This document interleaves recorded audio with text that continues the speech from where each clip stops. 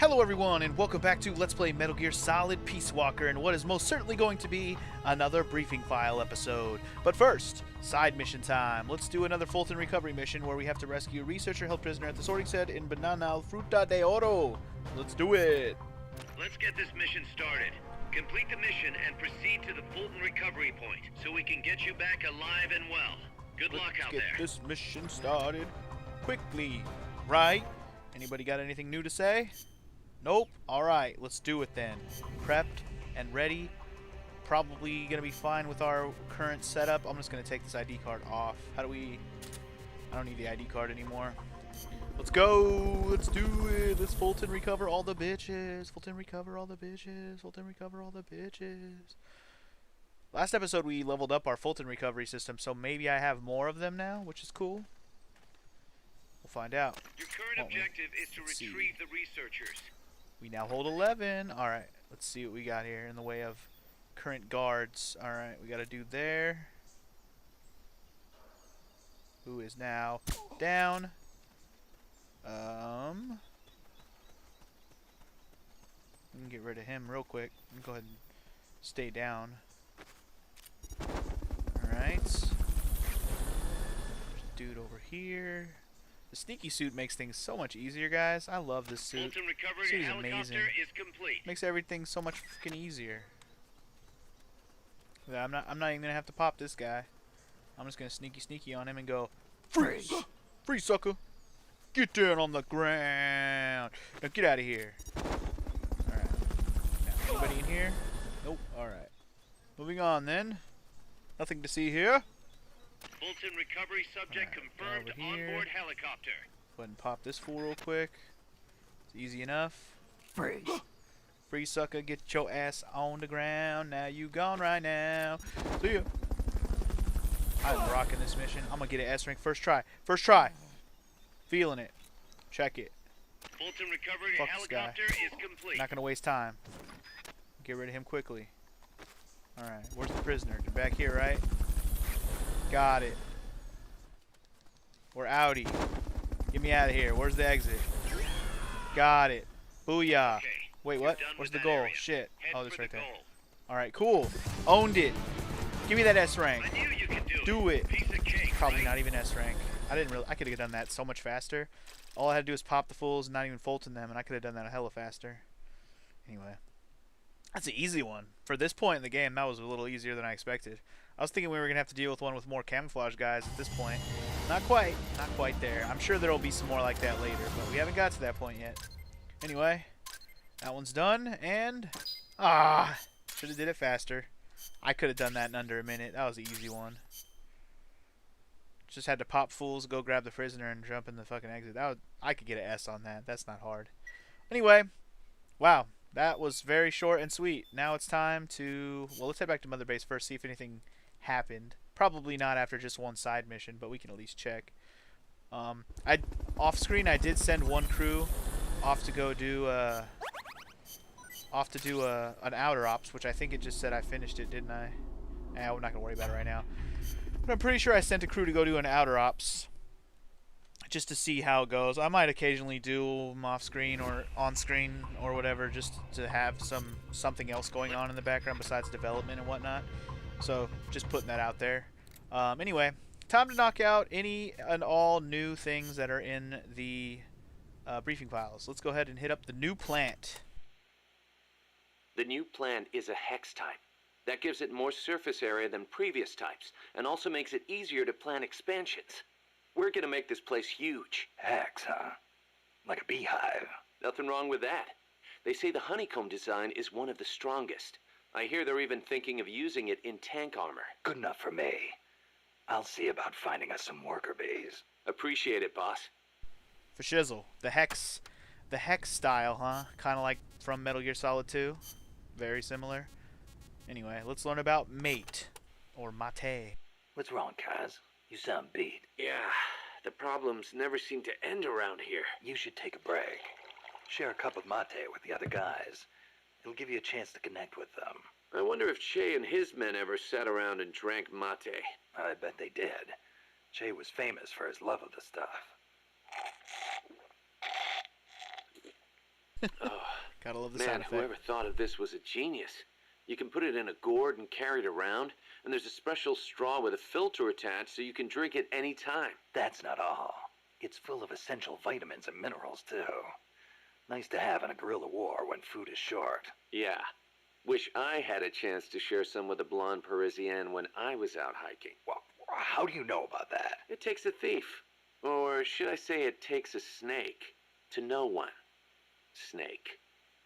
Don't be hating. Don't be hating. Don't be jealous. Don't be jealous. All right, what else we got? The sneaky suit. It gets its own. The sneaking suit is a specialized uniform for stealth missions. It provides excellent camo in any stage. Even better, you won't make a sound when you walk. Ooh, so I won't need to tiptoe all the time.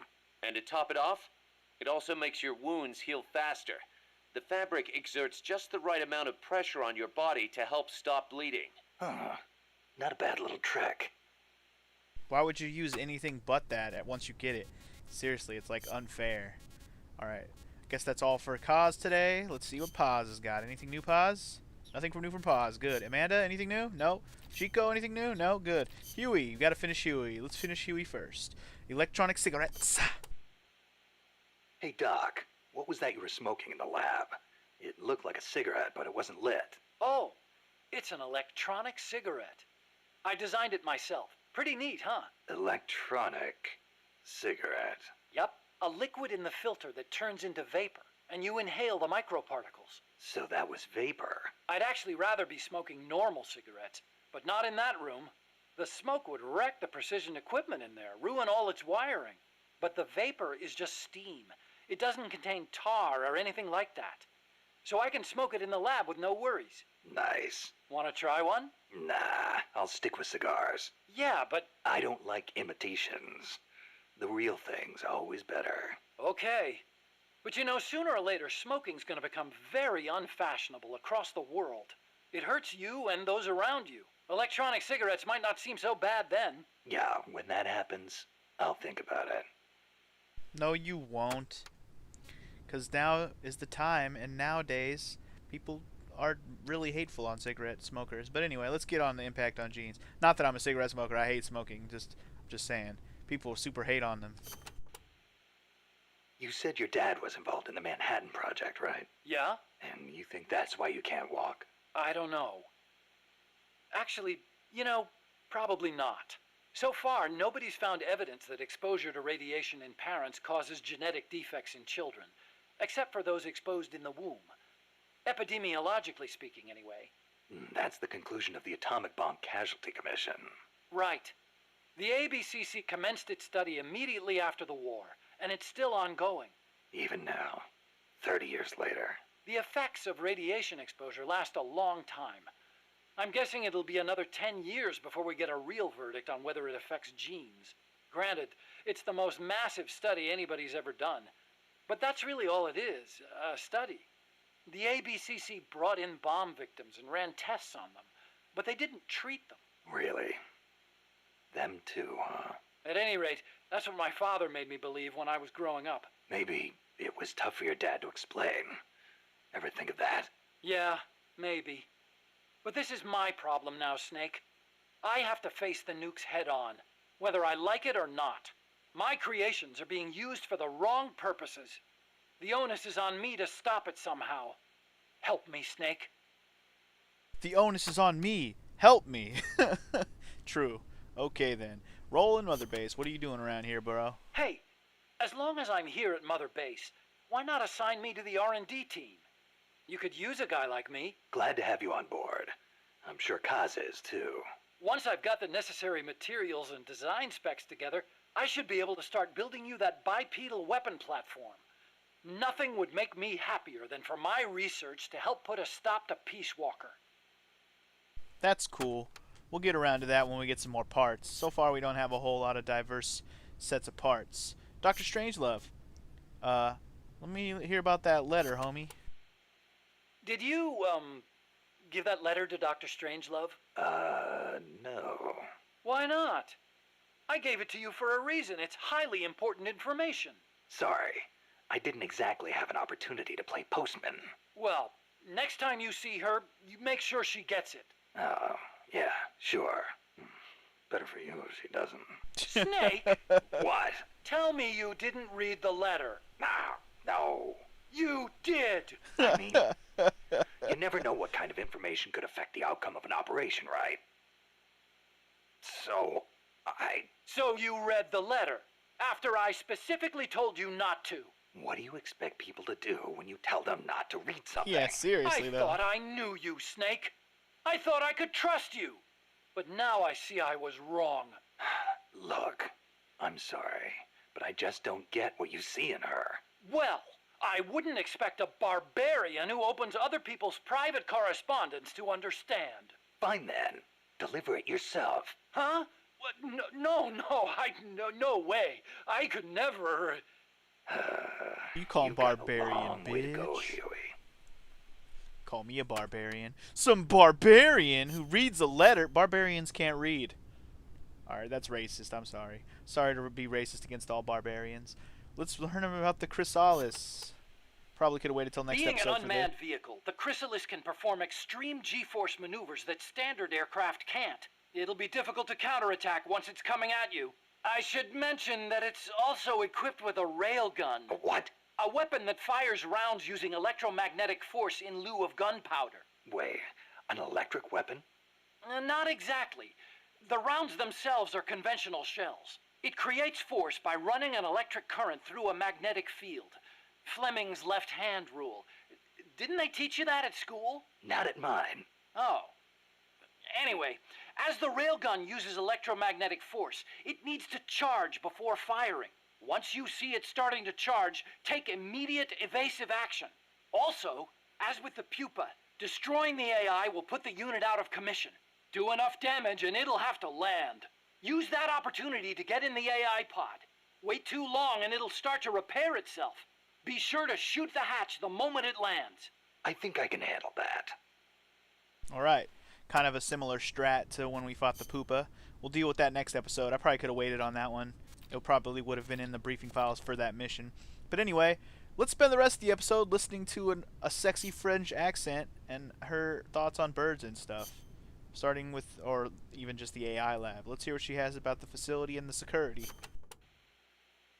That was some escape you made from Strangelove's lab. Security inside was not so tight. The door to my room was locked from the outside, of course. But she took off the blindfold at bath time, so she could wash my hair. Huh. Pretty luxurious treatment for a prisoner. Wasn't it? She wouldn't undo the handcuffs, but she washed my body for me instead. And with such gentle care. Why'd you run away?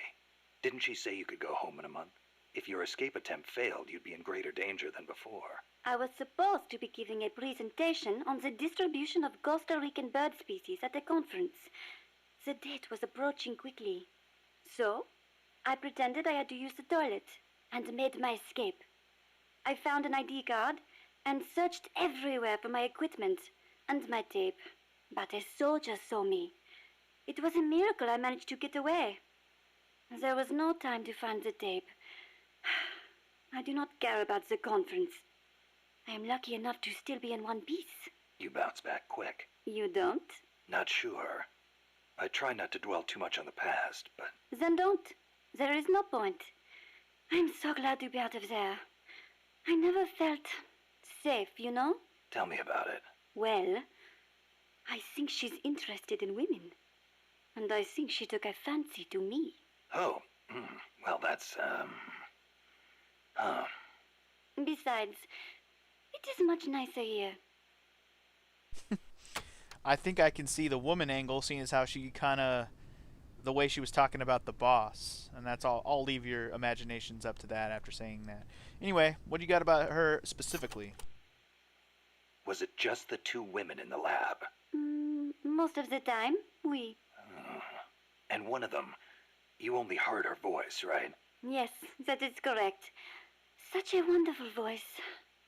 It sent chills up my spine. What was the other woman like? Ah, don't even think about it. She's not the slightest interest in men. No, it's part of my mission to... Only teasing.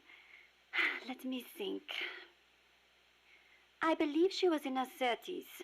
Pretty, with a good sense of style, but austere in her tastes.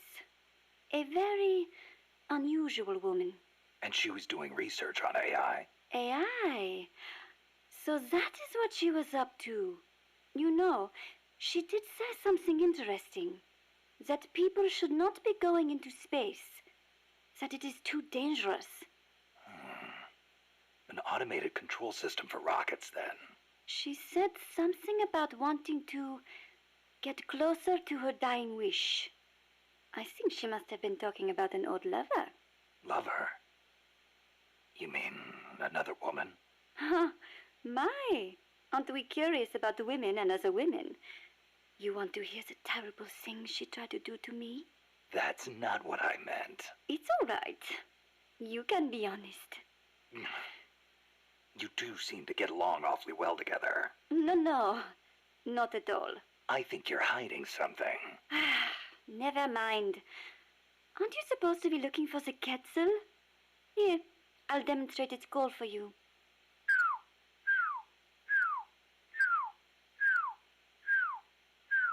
I knew it.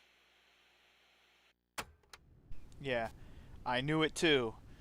I don't know what he knew, but anyway, I feel like we should have listened to these before we went and did the whole last mission, but that's alright. This is happening now, let's just get him out of the way. Let's go over this one more time. First, I need an ID card to get into the lab. That is correct. From the outside, it looks like any other room. But on the inside, it is a state-of-the-art research facility. And your ID card got taken away from you by some guy in an orange jacket. Exactly. I had a Quetzal singing nearby. It has not been that long since it happened. It could be tricky if he's out on patrol, but if he's a stationary sentry, you don't think the Quetzal's moved? Its nest is probably nearby. I do not think it will go away anytime soon. Good. I'll get on looking for that soldier. If you forget what it sounds like, I will do the call for you again. Just give me a call anytime you'd like to hear it. Yeah, I'll do that. Sure thing, Frenchie. We'll deal with that later. Meaning we don't need to hear it because we already finished that mission. Alright, now it's time to go through all the freaking birds. Birds in general. Let me get this straight. You were in Costa Rica as a bird watcher? Yes, I was. Not for pleasure, though. I am a researcher, after all. I am studying the distribution of Latin American bird species. With today's compact cassette tape recorders, even a woman like me can carry her recording equipment by herself. But it was a mistake to come alone. Even so, there sure are a lot of wild birds in Costa Rica. Aren't there? Over 800 different species. Said to be more than 10% of all living bird species on Earth. How many can you name, Mr. Ornithologist? Hey, I was just trying not to scare you. You should at least have a basic knowledge of Costa Rica. How about this? I will give you a thorough education, Mr. First-Time Ornithologist. Okay. Start by telling me about the Quetzal. Right, let's do that. Wait, what? First of all, cassette densuke. What's that?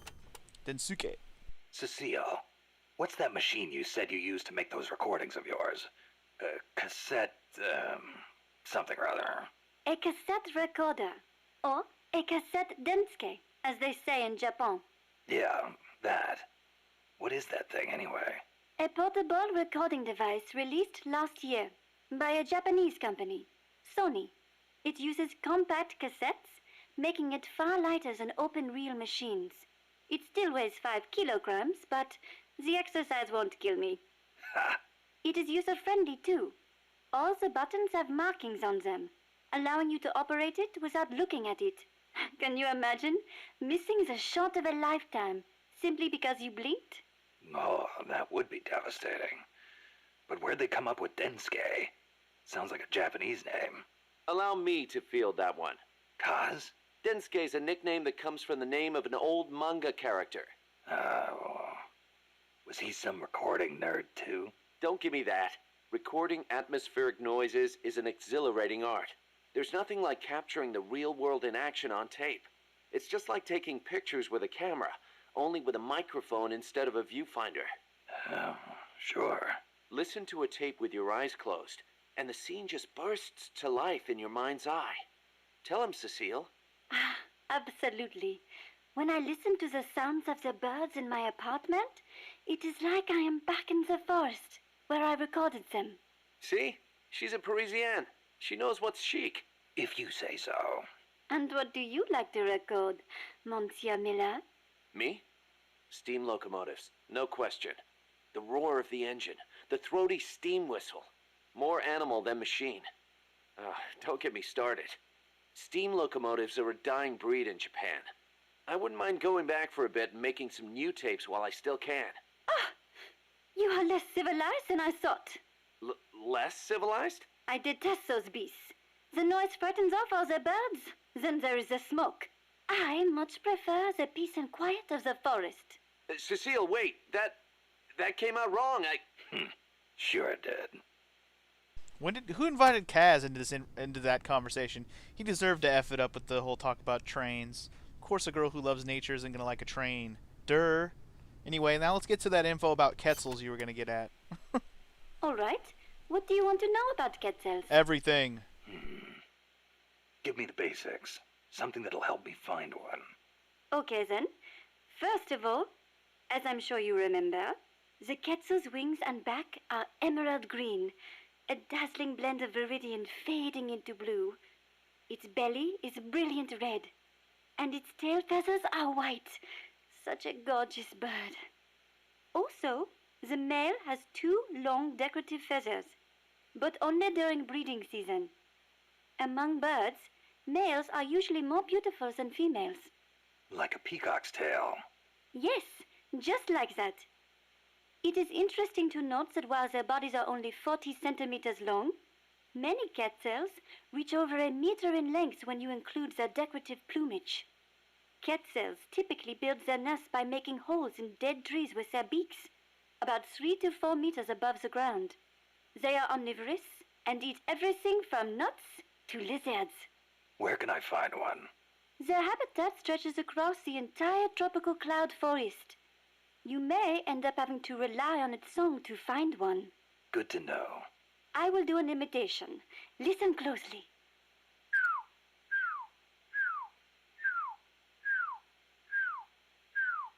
Hey, not bad. Shall I do a chicken next? Cluck, cluck, cluck, quack, quack, quack. No thanks. That's enough. Are you sure? How about a monkey? Yeah, don't need that either. Oh, all right then. Snake, you're boring. Let's hear all of her animal noises. Mimicking animal calls, yes, do more of them, please. You said you could do a monkey call. Yes? Want to hear it? Yeah, I won't be able to get it off my mind until Exactly, I do. let's hear it. All right, here it is then. That's pretty good. That's pretty good. Yeah, I exactly. can do others too, like a sheep, a pig. Yeah? Wow. What about a pig? That's uncanny. Oh, I can do a rabbit as well. A rabbit? Rabbits make noises? Certainly, but they are very faint, so perhaps only someone who has owned one would recognize them. I see. So, what do they sound like? Listen very carefully. Okay.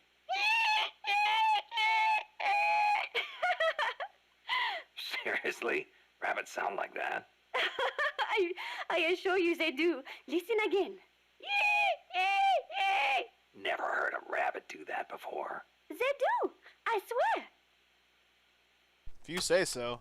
I ain't never heard a rabbit do that either, but they do make... I know they make a sound, but I don't remember that sound. Anyway, let's keep it going here. Let's talk about some more birds. Costa Rica is the home to many hummingbirds as well. The people here call them colibri.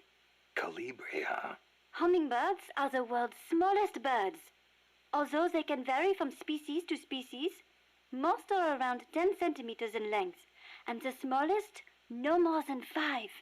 It is amazing to think that something so small can still be a fully developed bird. I think a bird that tiny would get mistaken for a bug. Actually, they are often mistaken for sphinx moths. The little darlings feed on flower nectar, and their beaks are long and thin to help them drink up the nectar. They beat their wings far faster than any other bird. The smallest ones over 70 times a second.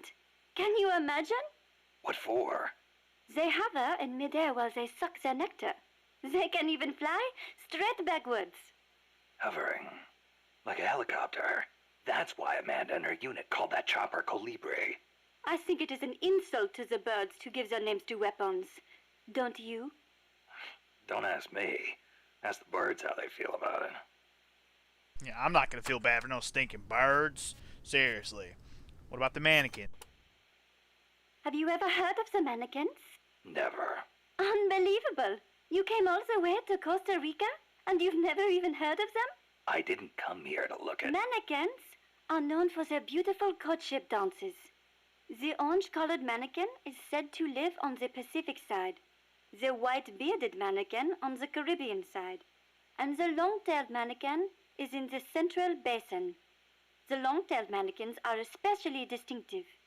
What's special about them? First, each young male picks an older male to teach him how to dance. Then, teachers and pupils all get in a group and dance for the females. However, only the teachers get paired off with females. The pupils practice their technique for 7 years before striking out on their own and finding their own pupils. I guess it takes time to get good at anything. Whether it's dancing or soldiering. Mannequins always have plenty to eat. Apparently, that is why they have so much free time to practice dancing. Unlike us, obviously. That's super weird. I've never even heard of these birds. And again, I don't know shit about birds. I don't even pretend to know shit about birds. Let's learn about the three-wattled bellbird. Another well-known bird of the cloud forest is the three-wattled bellbird. Wattled? What the hell's a wattle? It is just like your beard, Snake. What? It is a piece of flesh that hangs down from its chin. Kind of like whiskers, but not made of hair. A hanging piece of flesh. Oui, and it only grows on males. Nothing more important to a man than his beard. So, these birds are in the cloud forest, too? They are normally found in the lowland rainforests, but they migrate into the highland cloud forests during breeding season. What the three-wattled bellbird is best known for, though, is its loud call.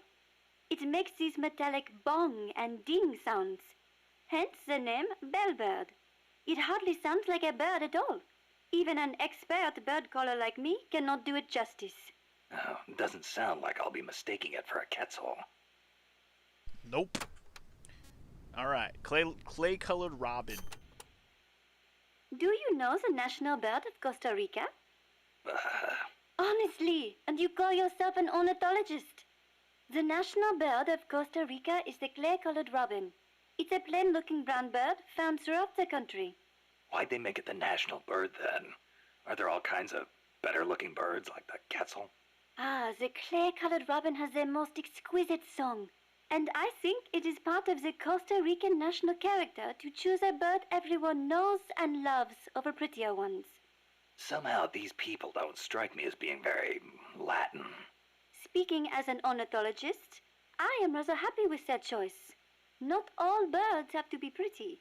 Oh, and just so you know, the quetzal is the national bird of Guatemala. Can't have the same national bird as another country. That would make no sense. Then it would be a continental bird, not national. Huh? Or something like that. I don't know what I'm talking about. Macaws! The scarlet macaw and the great green macaw are also representative birds of Costa Rica. Macaws are a type of parrot, enormous, stately birds. Macaw. I think I've heard that name somewhere before. But of course you have. You are an ornithologist, no? Stop it. So, tell me, where do macaws live in Costa Rica today? Oh, come on now. I am only teasing you. Macaws live not in the cloud forests, but in the rainforests, on the Pacific side of Costa Rica.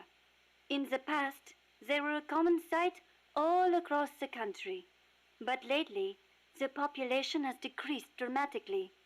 One possible cause is the pesticide sprayed to facilitate large-scale banana cultivation. Evicted from their own land, huh? Thankfully, conservation efforts have been gaining some momentum lately. Because otherwise we're not going to have any macaws left. And what will we do without our macaws? Alright, let's see if we can get through the rest of this. Oh yeah, we might be able to. Does she have a lot about France? A little bit. But let's get to the thing about herself and then we can get to France. Never heard the name Cosima before. Then again, I don't know many people from France. Is it a common name? No, not that common. But Wagner's second wife was named Cosima Francesca Gaetana Wagner. Huh. You know, Kojima is a common last name in Japan. Kaz? It's just funny how, I'm part Japanese and Cecile's middle name is so close to Kojima. It feels like destiny unfolding. You think so? Oui, oui. That's a beautiful name you have. Cecile Cosima Caminades. Wait a second. Cecile Cosima Caminades. Cosima Caminades. Hey, that's close to Close to what? your name. It sounds almost like the sentence Kojima Caminades in Japanese. And what does it mean, s'il vous plaît? Well, kami is the word for God in Japanese. Nandesu. Well, it's hard to explain, but placed after God, it would turn the sentence into is God. Okay. So? Kojima is God. Cecile's name is a message. I don't believe it. Kojima is God. Kojima is God. Kaz? Wow. I can't even believe what I just heard. They put that into this game? Seriously? I thought that was just something people came up with because they love Metal Gear Solid games. That was put into a game. Maybe it was made after the fact because of the fans. I don't know. But still, come on, man. You can't say that in a game. The developer of the game can't do that. I mean, obviously it may have been an idea of the people making the game with him, not just him, but still. Weird. Let's learn about Paris. Did you live in Paris your whole life before coming here? Ah, yes. It is my favorite city.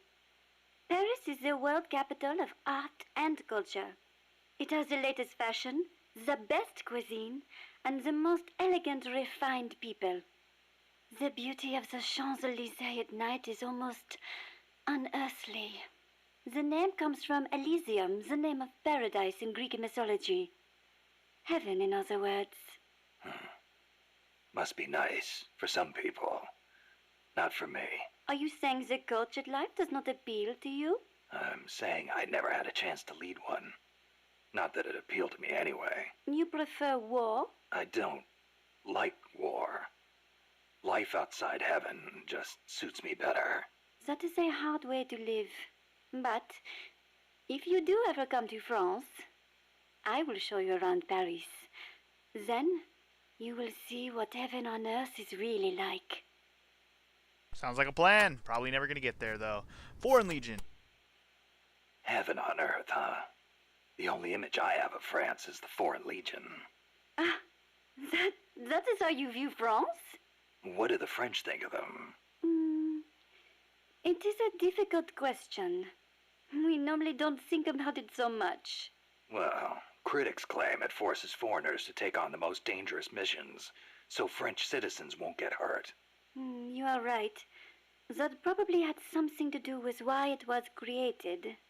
But I understand that along with service comes benefits, such as French citizenship and permanent residency. Those who join are all given an equal chance, regardless of race, religion, education, social status, or national origin. So it can be a godsend for people from poor countries.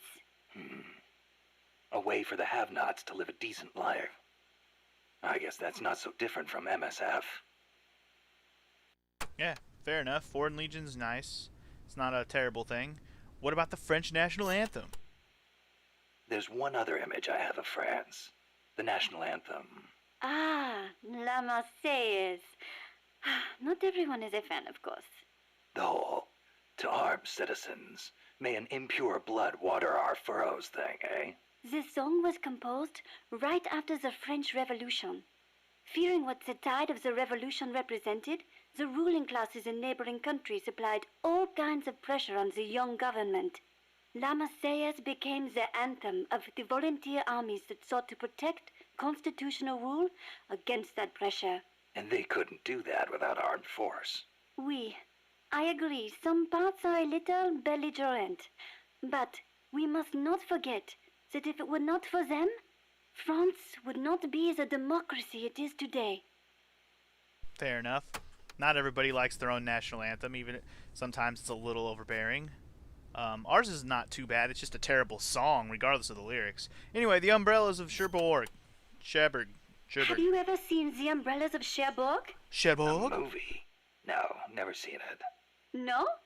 It came out 10 years ago. Catherine Deneuve. She's so beautiful in it. And the music, the costumes, the colors. Huh. It takes place in the naval port of Cherbourg. That was a beachhead in Normandy. It is set back when young men were conscripted to fight in the Algerian War. The French government called the conflict a public order operation in northern Africa. I was still a little girl then, but I can clearly remember one of my friend's older brothers going off to fight. Yeah, national service is required in France. The war splits up two young lovers. Director Jacques Demy's lyrics and Michel Legrand's music tore at my heart. I will never forget its wonderful melodies. Are you okay? It changes lives, changes fates. War is not a good thing. For some reason, it strikes a chord to hear that coming from someone like you. What is that supposed to mean? What's that supposed to mean? Alright, last but not least, the Day of the Jackal. Speaking of the Algerian War of Independence, you ever hear of the Day of the Jackal? Ah, you mean the novel that was made into a movie last year? The OAS, a militant French underground group, plots to assassinate de Gaulle, hiring a hitman known as the Jackal. Readers know that de Gaulle was not killed, but it is still so exciting. If someone was going to try to eliminate me, I would hope they would be as thorough as the Jackal, to know everything about me without me suspecting a thing. Oh, yeah? I wonder if my birds feel the same way. I wonder. I wonder. Indeed I do. Alright, so I think that does it for all of the briefing files that I have. I don't think I've gotten any new data files for Paz's tape yet. One of them may be inside that AI thing that I still haven't gone back to try and get. I'm still not 100% sure on how to get that thing to pop up, but I'll try again. Don't worry, guys. I'll try again. Anyway, that's going to wrap up this briefing file episode. Now that we have 0 briefing files even on the list anymore, hopefully we can get back to just doing missions again. In the next episode, we will battle the Chrysalis. With my track record on boss fights, this might take a whole episode. We'll see. So I'll see you guys next time. Peace!